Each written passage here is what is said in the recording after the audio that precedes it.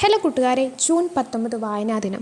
കേരളത്തിൻ്റെ ഗ്രന്ഥശാല പ്രസ്ഥാന സ്ഥാപകനായ PN പണിക്കരുടെ ചരമദിനം. ഈ ഒരു ദിനം പ്രമാണിച്ച് നമ്മൾ വായനാ വാരമൊക്കെ സ്കൂളുകളിൽ ആഘോഷിക്കാറുണ്ട്. അപ്പോൾ അതിൻ്റെ ഭാഗമായി നടത്താവുന്ന ക്വിസ് മത്സരത്തിൽ ചോദിക്കാവുന്ന കുറച്ച് ചോദ്യങ്ങളും ഉത്തരങ്ങളുമാണ് ഇന്നത്തെ വീഡിയോയിലൂടെ ഷെയർ ചെയ്യുന്നത്. നമുക്ക് വീഡിയോയിലേക്ക് കിടക്കാം. ആദ്യത്തെ ചോദ്യം, PN പണിക്കർ ജനിച്ചതെന്ന്? ഉത്തരം 1909 മാർച്ച് 1. PN പണിക്കർ ജനിച്ചതെവിടെ? ഉത്തരം ആലപ്പുഴ ജില്ലയിലെ നീലംപേരൂരിൽ. അടുത്ത ചോദ്യത്തിലേക്ക് കടക്കാം. PN പണിക്കരുടെ മുഴുവൻ പേരെന്ത്? ഉത്തരം പുതുവായിൽ നാരായണ പണിക്കർ. 1926 PN പണിക്കർ സ്വന്തം ജില്ലയിൽ ആദ്യമായി ഒരു വായനാശാല സ്ഥാപിക്കുകയുണ്ടായി. ഈ വായനാശാലയുടെ പേരെന്ത്? ഉത്തരം സനാതന ധർമ്മം. PN പണിക്കരുടെ മാതാപിതാക്കളുടെ പേരെന്ത്? മാതാവ് ജാനകിയമ്മ, പിതാവ് ഗോവിന്ദപിള്ള. PN പണിക്കരുടെ ചരമദിനമാണല്ലോ നാം വായനാ ദിനമായി ആചരിക്കുന്നത്.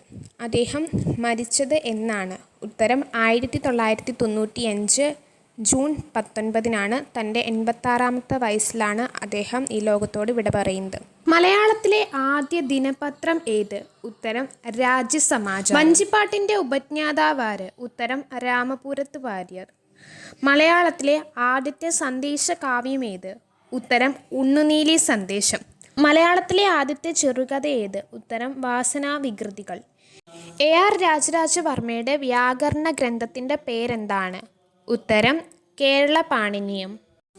മലയാളത്തിലെ ആദ്യത്തെ ലക്ഷണമൊത്ത നോവൽ ഏത്? ഉത്തരം ഇന്ദുലേഖ. മലയാളത്തിലെ കുറ്റാന്വേഷണ നോവലുകൾക്ക് നാന്ദി കുറിച്ച കൃതി ഏത്? കർത്താവാര്? ഉത്തരം ഭാസ്കര മേനോൻ. അപ്പൻ തമ്പുരാനാണ് ഇത് രചിച്ചിട്ടുള്ളത്. മലയാളത്തിലെ ആദ്യത്തെ ചെറുകഥാകൃത്ത് ആരാണ്? ഉത്തരം വേങ്ങേൽ കുഞ്ഞിരാമൻ നായർ. വിഷകന്യക എന്ന കൃതി രചിച്ചതാര്? ഉത്തരം SK പൊറ്റക്കാട്. ഗാന്ധിഭാരതം എന്ന കൃതിയുടെ കർത്താവാര്? ഉത്തരം പാലാ നാരായണൻ നായർ. കേരള മോപ്പസാങ് എന്നറിയപ്പെടുന്ന സാഹിത്യകാരനാര്? ഉത്തരം തകഴി ശിവശങ്കരപ്പിള്ള. മലയാളത്തിലെ ഓർഫ്യൂസ് എന്നറിയപ്പെടുന്നതാര്? ഉത്തരം ചങ്ങമ്പുഴ കൃഷ്ണപിള്ള. വിലാസിനി എന്ന തൂലികാനാമത്തിൽ അറിയപ്പെടുന്നതാര്? ഉത്തരം MK മേനോൻ. കേരള സാഹിത്യ അക്കാദമി സ്ഥിതി ചെയ്യുന്നത് എവിടെയാണ്? ഉത്തരം തൃശ്ശൂർ. സാഹിത്യത്തിന് കേരള സർക്കാർ നൽകുന്ന ഏറ്റവും വലിയ പുരസ്കാരം ഏത്? ഉത്തരം എഴുത്തച്ഛൻ പുരസ്കാരം. ഖസാക്കിൻ്റെ ഇതിഹാസം എന്ന കൃതി രചിച്ചതാര്? ഉത്തരം OV വിജയൻ. മലയാളത്തിലെ ഏറ്റവും വലിയ നോവൽ ഏത്? ഉത്തരം അവകാശികൾ. മഹാകാവ്യം എഴുതാതെ മഹാകവിയായ കവിയാര്? ഉത്തരം കുമാരനാശാൻ. കാച്ചിക്കുറുക്കിയ കവിത എന്ന് വിശേഷിപ്പിക്കുന്നത് ആരുടെ കൃതിയാണ്?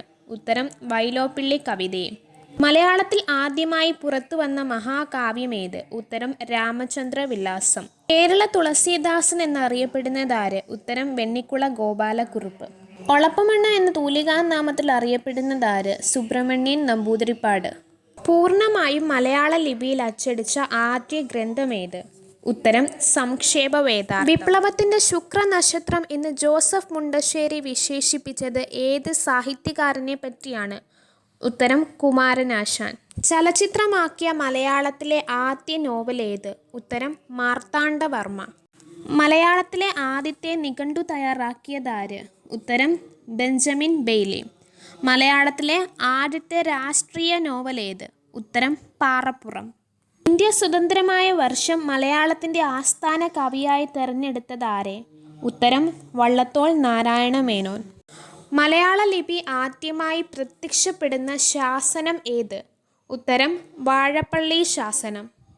കുന്തലത നോവലിൻ്റെ കർത്താവായ അപ്പു നെടുങ്ങാടി സ്ഥാപിച്ച കേരളത്തിലെ ആദ്യത്തെ ബാങ്ക് ഏത്? ഉത്തരം നെടുങ്ങാടി ബാങ്ക്. ചിലപ്പതികാരം എന്ന കൃതി രചിച്ചതാര്? ഉത്തരം ഇളങ്കോ അടികൾ. ഭാർഗവീ നിലയം എന്ന ചലച്ചിത്രത്തിൻ്റെ കഥ എഴുതിയതാരാണ്? ഉത്തരം ബേപ്പൂർ സുൽത്താൻ എന്നറിയപ്പെടുന്ന വൈക്കം മുഹമ്മദ് ബഷീർ. കവിയുടെ കാൽപ്പാടുകൾ, ഈ ആത്മകഥ ആരുടേതാണ്? ഉത്തരം P കുഞ്ഞിരാമൻ നായർ.